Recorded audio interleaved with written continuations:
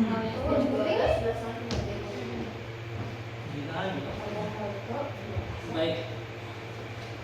Oke, assalamualaikum warahmatullahi wabarakatuh. Waalaikumsalam warahmatullahi wabarakatuh. Baik, perkenalkan nama saya Muhammad Farabi dengan NIM 23010101002. Nah, di sini saya akan mempresentasikan mengenai tugas micro teaching. Nah, baik. Sebelum kita memulai pelajaran, alangkah baiknya kita bersihkan dulu lingkungannya dari sampah-sampah yang ada sekitar. Oke, sudah bersih? Ya. Oke, sebelum kita mulai pembelajaran, alangkah baiknya dari ketua kelas apakah bisa membaca doa sebelum pertemuan? Oke, baik. Sebelum kita memulai pembelajaran, mari kita berdoa bersama-sama. Doa dimulai. Doa selesai. Baik. Materi yang akan kita pelajari pada hari ini merupakan materi asal bahasa. Nah, apakah dari siswa-siswa kalian sekalian masih ada yang ingat mengenai pertemuan sebelumnya? Oke, baik. Kalau tidak ada, di pertemuan sebelumnya kita membahas mengenai larutan elektrolit dan non elektrolit, di mana larutan tersebut dapat mengantarkan dan tidak mengantarkan listrik. Nah, pada materi asam basa di sini dapat kita jelaskan kenapa larutan itu dapat mengantarkan listrik dan tidak dapat mengantarkan listrik. Nah, baik, tujuan pembelajaran pada hari ini yaitu peserta didik mampu menjelaskan mengenai teori asam basa menurut Arrhenius, Brewster Lowry, dan Lewis dengan benar, dan juga peserta didik mampu menganalisis perbedaan teori asam basa beserta contohnya menurut Arrhenius, Brewster Lowry, dan Lewis dengan tepat. Yang ketiga itu peserta didik mampu menganalisis asam basa konjugasi dari teori menurut Brewster Lowry. Baik, sebelum saya memulai pembelajaran, saya akan membagikan kelompok. Apakah saya sendiri ingin membagikan kelompok atau dari kalian? Baik, dari kelompok yang di depan itu kelompok 1 dan yang di belakang itu kelompok 2.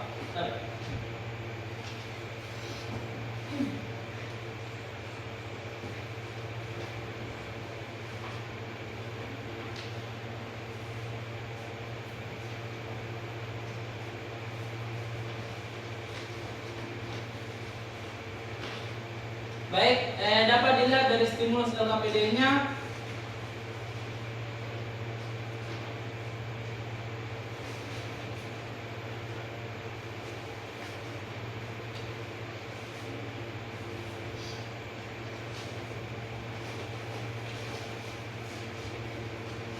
Dapat diperhatikan di situ terdapat reaksi, di mana dapat kalian temukan bahwa persamaan reaksi tersebut adalah reaksi yang menghasilkan ion hidrogen, di mana yang merupakan pengertian asam basa menurut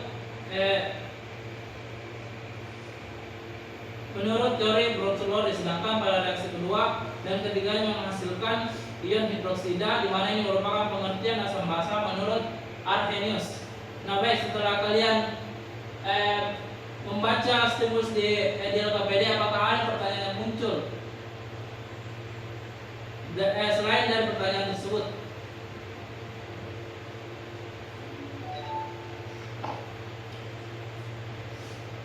Saya, Pak. Baik, saya persilakan. Ada dua. Yang pertama itu, apakah masih ada teori asam dan basa menurut ahli yang lain? Kemudian yang kedua itu, bagaimana reaksi asam basa menurut ahli yang lainnya? Mungkin itu saja. Baik, apakah masih ada yang lain? Adapun ada satu, apa perbedaan utama teori asam dan basa Arrhenius dengan teori asam basa yang lain? Baik, nah pertanyaan-pertanyaan bagus dari kelompok 1 dan kelompok 2. Nah, untuk mencari jawaban tersebut, saya persilakan kepada kalian untuk membuka di bagian pengolahan data, di mana di bagian pengumpulan data, di mana di situ terdapat barcode video dan barcode buku, di mana kalian di situ dapat mencari jawaban-jawaban dari pertanyaan kalian. Baik, saya persilakan. Saya berikan waktu sekitar 5 menit.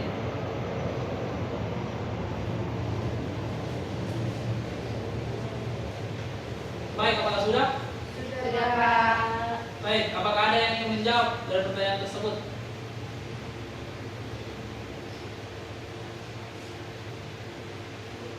Baik, Pak. Baik. Adapun jawaban yang kami dapatkan dari hasil diskusi yang bagian pertama itu, apakah masih ada teori asam dan basa menurut ahli yang lain? Nah, jawabannya itu ada.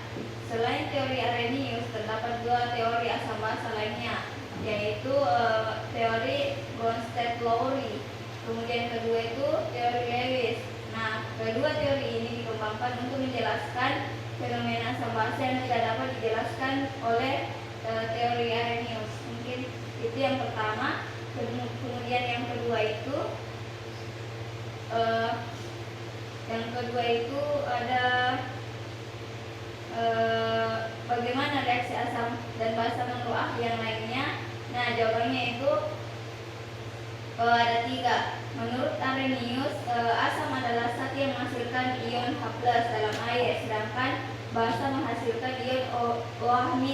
Kemudian kedua itu menurut Bronsted-Lowry, asam merupakan donor proton H+ dan basa adalah eksportor proton. Yang ketiga itu menurut Lewis, di mana asam adalah menerima pasangan elektron, sedangkan basa adalah pendonor pasangan elektron.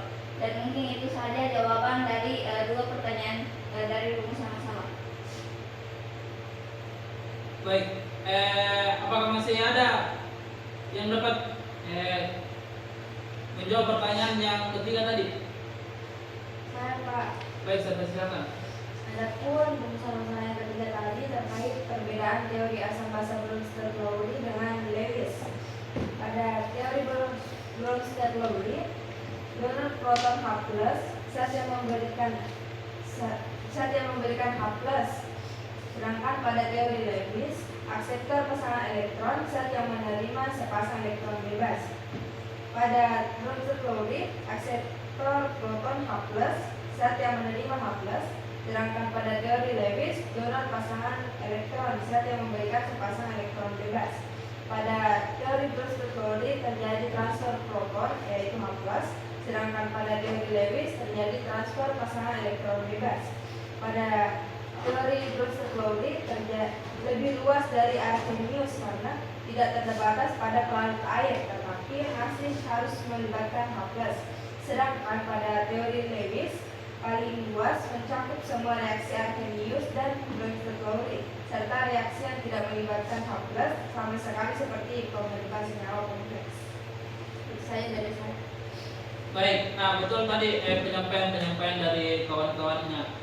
Nah, untuk meluruskan tadi saya akan memberikan beberapa materi mengenai teori asam basa menurut para ahli. Nah, yang pertama itu teori asam basa menurut Arrhenius, di mana suatu senyawa dapat dikatakan asam bila senyawa tersebut dapat melepaskan ion hidrogen dalam air atau meningkatkan ion hidronium H3O+ seperti pada reaksi berikut. Nah, kemudian pada reaksi tersebut terdapat H3 dalam air yang dapat melepaskan ion hidrogen H+ dan ion H+ tersebut berikatan dengan molekul air yang membentuk H3O+, sehingga akan menambah konsentrasi senyawa hidronium dalam larutan tersebut. Sebaliknya, suatu senyawa dapat dikatakan basa bila senyawa tersebut dapat melepas ion hidroksida dalam air sesuai persamaan berikut.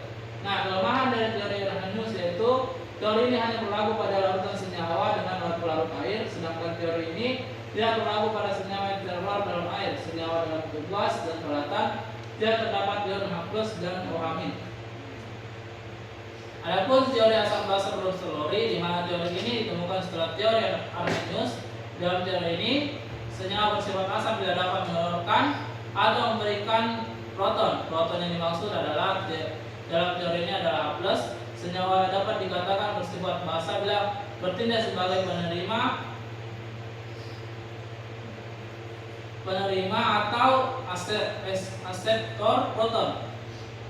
dapat dilihat reaksinya juga sebagai berikut, di mana sudah ada basa konjugan dan asam konjugannya.